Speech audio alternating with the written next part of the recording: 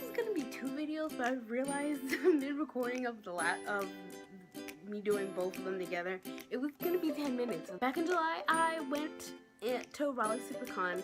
Last week I posted part 1 and part 2 of the Raleigh Supercon vlogs. So if you haven't watched those, up there or in the description, please go watch them before after you watch this one.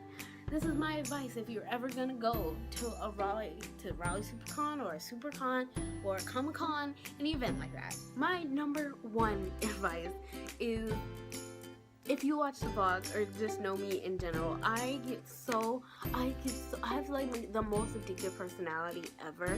So when I love something, like I get so into it, you know.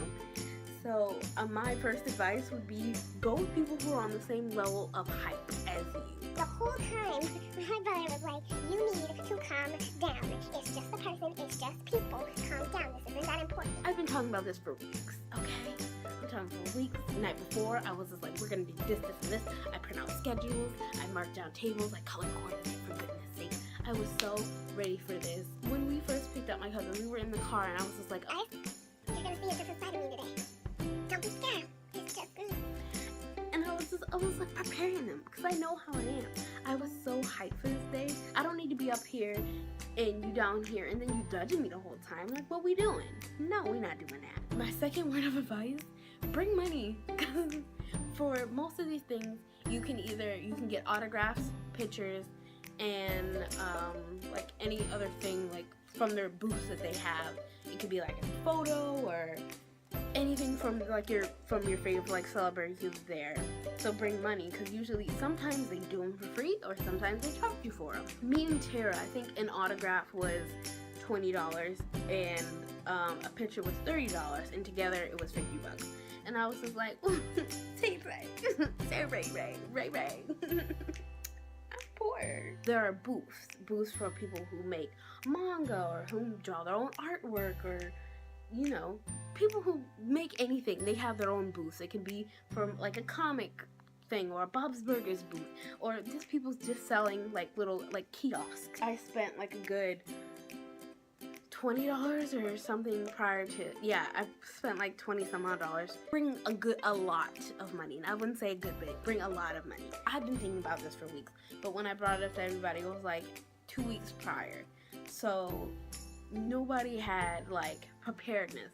So I'd say if I was gonna go again, if I go next year, go to Comic-Con or any event like this where you can dress up, definitely dress up, because there was a lot of people cosplaying and just dressing up, and it was so great.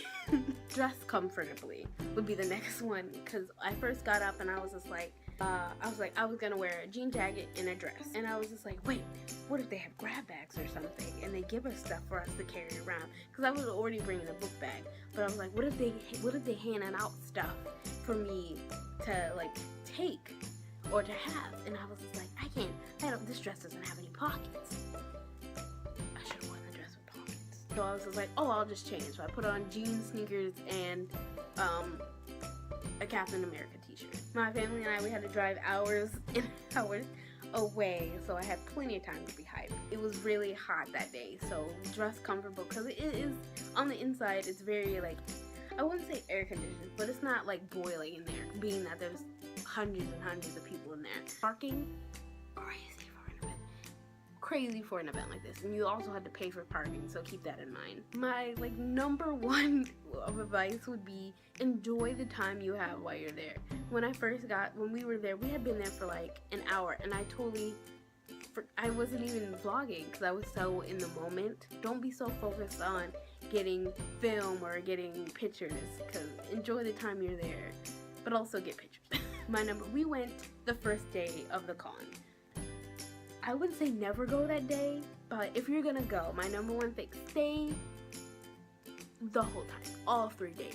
This is the Raleigh Supercon book that they hand out as soon as you walk through the door. They have cosplay contests and video game contests and panels and workshops and parties. They'll have parties like K-pop parties Or they had like a Steven Universe party where everybody was just watching Steven Universe for like an hour or two. We came back around 6 o'clock for some reason.